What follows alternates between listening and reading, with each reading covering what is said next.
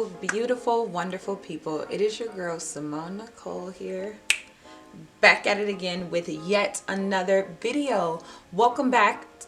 Can we call this Mone Miss? Welcome back to my 7 days straight of uploading. Today's video actually started off with the idea of me talking about horrible customer service experiences in general, and I kept a running list of them on my phone that has probably been going since like, I don't know, like 2018 or so. And as I was going through the list, I was like, wait, Simone, all these stories are from when you worked at Ulta. So that is what we are going to do today. Today's video is going to be a video of not all, but some of the most horrific stories I have to tell about working at Ulta.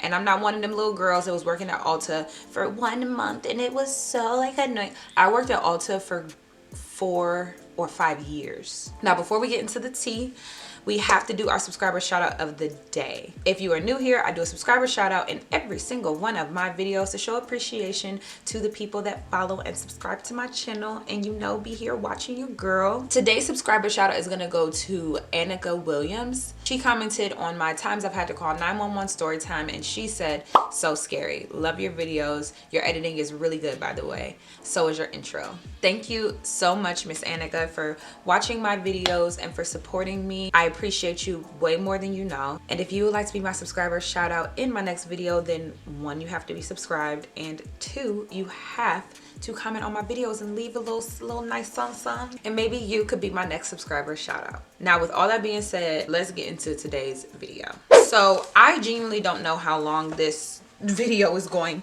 to be. I called one of my really good friends because we met at working at Ulta to ask her about anything that she wanted to add to the story, and she's like, oh, I got a couple things, so I'm gonna mention those things as well. I wanted to do this video around this time of year because if you have ever worked in retail, then you know that the holiday time is when the best and the worst in people comes out. I worked at Ulta for 5 years, and before that I worked at Walmart for 2 years, by the way. And when I say that I had better clientele at Walmart, I'm literally not kidding. Like, I had way better clientele and way better people come through Walmart than I did Ulta. And I'm not saying that every single guest that came into Ulta was horrible. However, if you really think about it, there is literally nothing at Ulta that you cannot live without. Like at Walmart, when people would steal like diapers and like formula to feed their child, you know what, go off, sis. Like, you need to feed your freaking kid. When they steal food, you need to feed your family. There is literally nothing inside of Ulta that is an essential. And because we attract people that have the money to spend on non-essentials, you get what we now know today as Karens. Ulta clientele is like the Karens of the Karens of the Karens, okay? I'm just gonna start telling you stories. They're gonna be short, some are gonna be long. Have no idea how long this video is going to be. All I know is that I got my tea to keep my nerves down, child. So, okay, I'm just gonna go straight down the list. And then the last one is probably the most severe thing. I used to wear my nails super duper duper long. Like, I loved long nails. I never not had my nails done. And this was a time when I had a set, but it was a press-on set. I'm pretty sure that it was the collab that I did with Love Nails. I'm gonna tag her Instagram page down below. She was my first collab ever. Shout out to you, girl, if you see this video. They were beautiful nails. I'll put them up in the screen, but they were definitely like a conversation starter. Oh, by the way, at Ulta, when I first started, I was mostly a cashier, but towards the end of me working there, I was what's called a prestige advisor. So basically it meant that I was out on the floor and I was not required to be behind the register. I actually hated ringing by the time I quit it. Wow, quit it. So I'm helping this woman, and the conversation has nothing to do with my nails, but she brings up my nails. And I was like, yeah, these are press-ons. And she was like, those are press-ons? Okay, let me not do a voice, I'm gonna do a voice. She's like, those are press-ons? And I was like, yeah, I really like them. And she was like, I just don't understand like how they last, like how does that work? And that's a really common question that people ask me. So I was explaining to her like how I do it and like all of that stuff. And I was saying like, yeah, they stay on like pretty well. Like, I could probably go like a week or 2 without none of them like popping off or anything. So I consider that like a pretty fair deal. And she was like, wow, so they stay on that well? And I was like, yeah. And she was like, so you could come to my house, get down on your hands and knees and scrub my floors and your nails wouldn't pop off? This woman asked me if I could get down on my hands and knees and scrub her floors in her house. And do you know what? I'm not even going to mention the color of these women unless they're not white. And honestly, it's really disappointing, but a lot of these stories have to do with a lot of like microaggressions, and I don't know if those stories stuck out to me so much because I am black, but girl, the amount of microaggressions that I experienced so that is one of the first stories of the day. Oh, this next woman. So this woman decides that she wants to come in and pick out a nail polish. Fine. I don't know why people think it's okay to open up nail polishes and put them like on their nail like it's nothing. It was so funny now that I think about it. People used to come up to the register with like the nail polish that they wanted to buy, and they had painted all 10 of their fingernails, and they were literally like handing me the nail polish like this because they didn't want to get their nails wet from the polish that they just used that they hadn't bought yet in the store when they just painted all 10 fingernails, and wanted me to be careful about messing up their new manicure that they did while standing back next to the OPI section. Yes, that right there. This woman, she was an older lady. She had picked out this color, and she came up to the front and she was talking to me, and she was like, I really like this nail color, but I need to be able to take it outside and look at it in the sun in order to see if I like it. And I was like, yeah, I'll just ring you out, and then if you don't like it, like, you can just return it. And she's like, I don't want to go through that. I want to go outside and look at it in the sun because I don't know if I like it or not. I said, ma'am, you want to walk out of here with a nail polish that you did not pay for? That's called stealing? And she's like, no, it's not stealing. I'm going to go outside with the nail polish to see if I like it, and then I'll come back. What's the problem?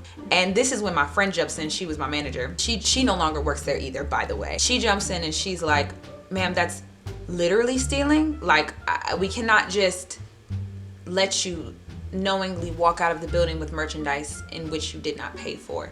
And the lady just threw a freaking fit. I actually don't know how that situation was resolved, if she like just bought it and then like stalked out and was all mad, but this will give you the type of feel for the type of privilege and selfishness that a lot of our clientele possess. Next on the list, one for the books, truly. This woman comes in, and Ulta every single year gets these fugly gift boxes, okay? They're giving very much so my first makeup kit ever, giving very much so Claire's, but not like 8-year-old Claire, like maybe like Claire's when she's like 14. I'm helping this woman like pick out a box for someone that she's buying for, and she's describing the person, and I'm like going around to all these fugly boxes that basically like look the same, contain the same half makeup. She's describing this person that she's buying for, and she said that like she has like a little bit more of an olive undertone, and she has like darker features, and I was like, oh, okay. Not that any of that matters, because these boxes are literally made for white women. Like, there is not a box that you could get that would not compliment someone with lighter skin. Like, it's just not gonna happen. That's what the boxes are for. She keeps on describing her, who I find out is her granddaughter. Keep in mind, I don't care. If you literally just tell me the person's age, then I will be able to guide you to a box. Tell me how much makeup they wear, tell me their age. I don't need to know anything else, okay? She keeps on like going into detail about the way that her granddaughter looks, and then she finally is like, she starts whispering, my granddaughter, she's Oriental, and she has Oriental skin. To refer to someone as Oriental when they are of Asian descent is extremely offensive. I did not know that until I was like maybe 20, 22, but it also was not a phrase that I'd ever heard used or anything like that. And this woman was older, so I'm sure it was a part of her generation kind of thing. First of all, why did you whisper? Like, you were scared to tell me that your granddaughter was Asian. And second of all, why did you lean into me? And why was it so important for me to know that she was Asian in order for me to pick out this makeup for her? I was just so uncomfortable, like from the wording of it all to the fact that she leaned in like we were in on some type of like secret, like my Asian granddaughter. I was like, somebody come help this. Somebody come help this woman, because I ain't helping her no more. This is ridiculous. This is not okay. And I passed her on to the next person to help her with her makeup needs. This story takes place when I'm pretty sure I've been working at Ulta for maybe between 0 months and a year and a half. I was newer to the company. I'm standing up at the cash wrap. This is when I'm still a cashier. I'm standing up at the cash wrap, minding my business, and I'm talking to my manager at the time. My manager at the time was so freaking cool. Like, that was my dude. Like, I really hope that he's doing well. I'm gonna use his real name. Hey, Adam. Shout out to you, Adam. If you ever see this video, I hope that you're doing well in life. You are literally the GOAT. I'm standing up there and me and Adam are chatting, and all of a sudden the phone rings. This is a man on the phone. I'm just going to go verbatim through the conversation, okay? Thank you for calling Ulta Beauty. My name is Simone. How may I help you? Hi, I was wondering if you guys did like waxing services? Yes, sir. We absolutely do waxing services. What type of waxing services like were you looking for? Do you do them like on men? Yeah, I mean, if you're a man and like you want your eyebrows waxed or like your chin waxed, you know, whatever, we have like a benefit brow bar, so we do indeed do waxings, you know, like for whatever you need. Well, I just got surgery, and I really my doctor told me that I needed to not have any hair, and I was just like wondering, like, when you do the waxes, like, is it like in a private room? No, it's called the benefit brow bar. So how it works is that it's in the middle of the store, and the brow expert just like waxes your brows or like whatever else you want waxed on your face. Oh, I actually like need like my penis waxed. That's not something that like we do here. Oh, but my doctor said, like, because I'm having like this like prostate surgery, that I really need like my penis, around my penis waxed, and like, you know, like as close as I can, because they can't really like Sir, do the operation with like hair down there. So Sir, like I need the hair off of my penis and like my scrotum area of my penis. And I gotta like, go. Hung up. They didn't pay me enough for that. I was 19. Why are you telling me about how you need your penis waxed? Never are you asking me about getting your penis waxed here at Ulta Beauty. Okay, cool. These next couple are more about just like, well, this next one is something that happens to like all Black people in life. Like, this has happened to you at least once. Me and again, the manager that I mentioned, that is also my friend, we were having a conversation, and we were very much so like speaking pretty casually. And I think that we were talking about like something that wasn't work inappropriate, because we wouldn't have been having the conversation in front of this guest. I cannot for the life of me remember what we were talking about. I'm just gonna literally make up a story. I'm talking to my manager. So why did someone ring the back doorbell? My manager to me. I really don't know like what their problem is, and then he's bringing in all these boxes, and then like he wants my help with them. Like, doesn't he know that I'm not about to lift all these boxes with my nails? Like, does he see my nails? Like, I'm really not doing that. Wow, like, yeah, nobody has time to help him. Like, that's literally not gonna happen. The woman that I'm bringing out, I shit you not, goes, oh no, he didn't. This needs to just be a mug full of tequila at this point. Her name was probably Sharon. She was probably around 40 years old, and she was a Caucasian woman. There was literally nothing that needed that inserted into it. And as soon as she did it, she felt dumb and she felt self-conscious, and then she just wanted to get out of there. Because what was your point? Because we were both Black, you decided to say something like that? Yeah, so it didn't even like really faze me, and her name is Tia. I'm gonna say her name. Hey Tia, I know you're watching this. Hey girl.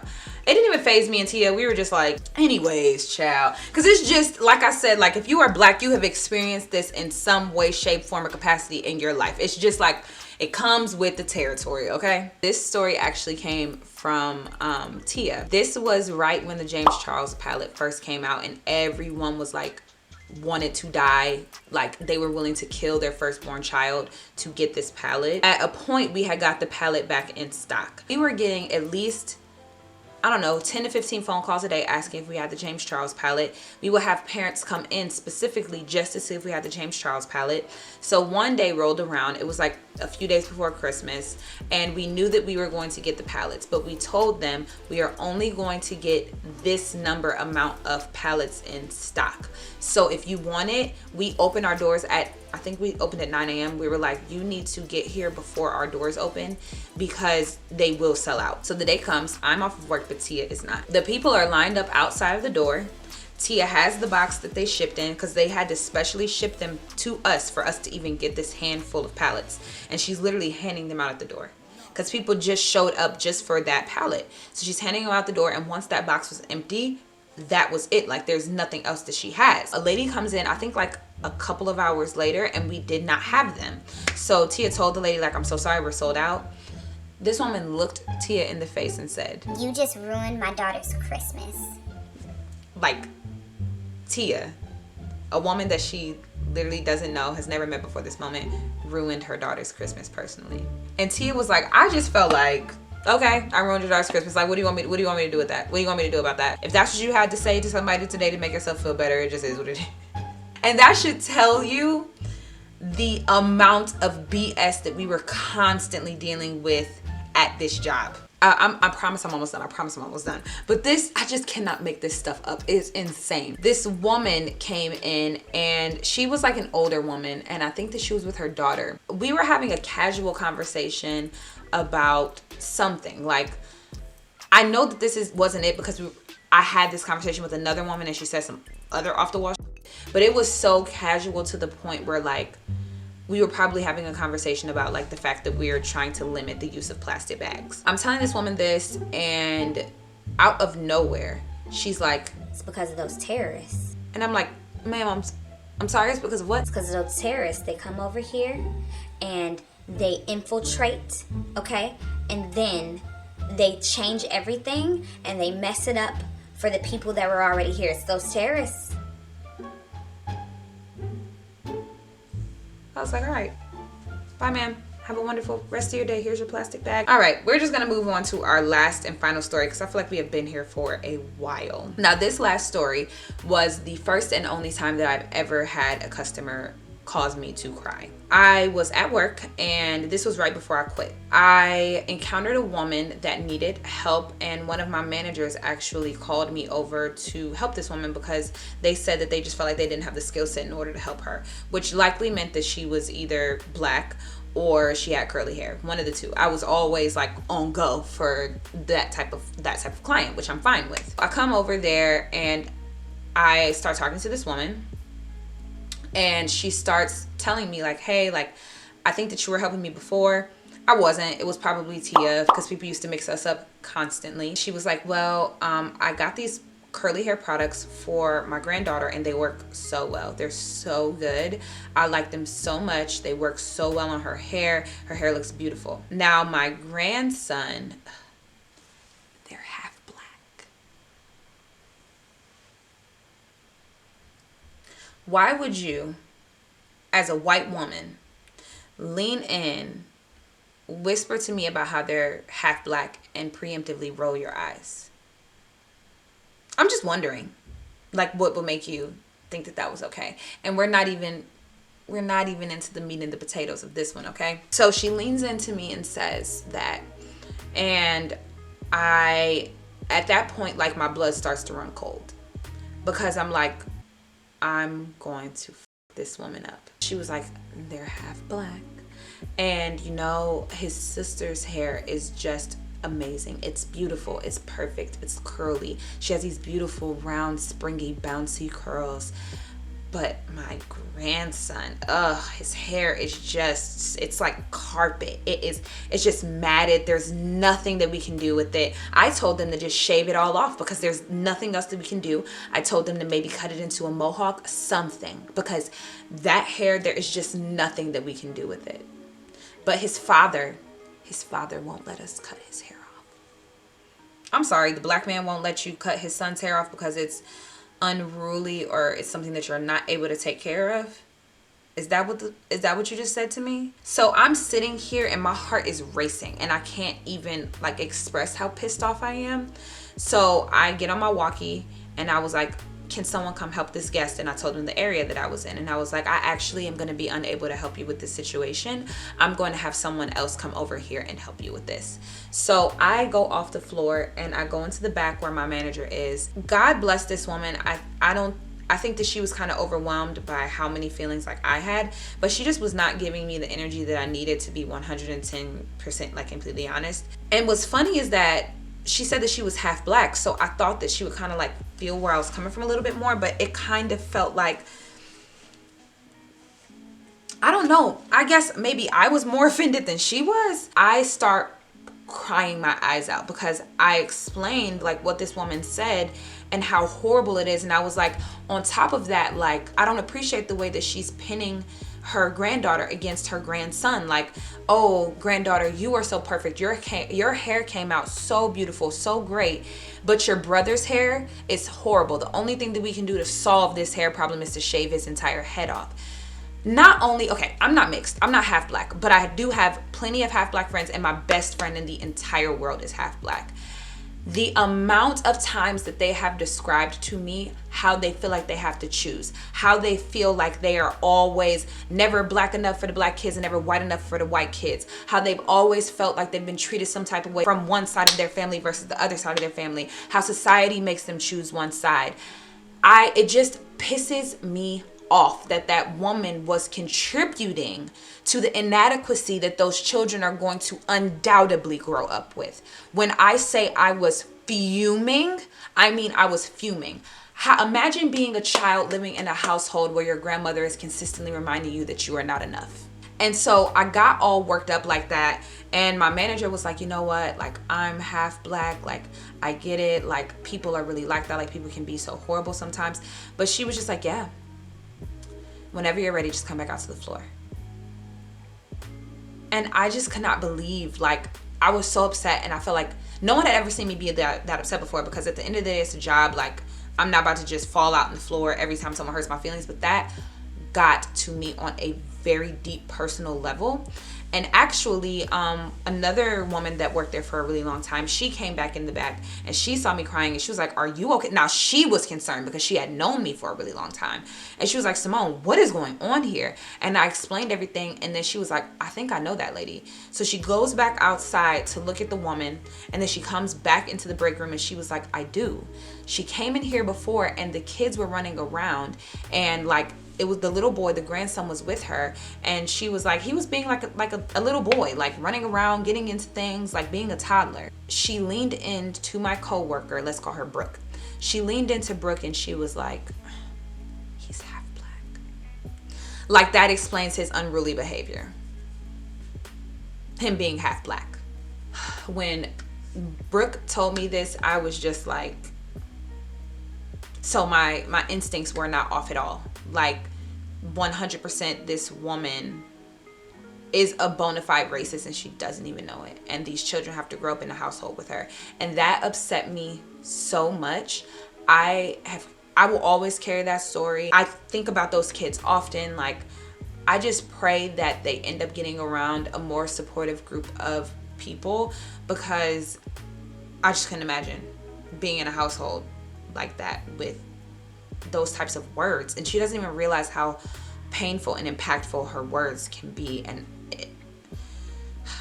so sorry to end on such a heavy note, but that story really, it stayed with me for sure. So that brings us to the end of today's story. I feel like we laughed, we cried, we did it all. I realized that maybe not every single Ulta employee has the same experiences I had. My location was definitely one that was in a neighborhood where the average cost of a house is $250,000. I went to high school in this area, so I know how the clientele can be.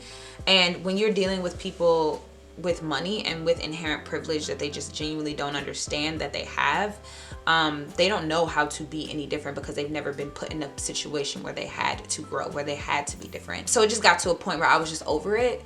By the time I had graduated college, I was blackity black, black, black, black, black, black, black, black. Not that I wasn't before, I was just so much more aware of my blackness. I was so much more proud of my blackness, and all of the microaggressions were really just starting to get to me.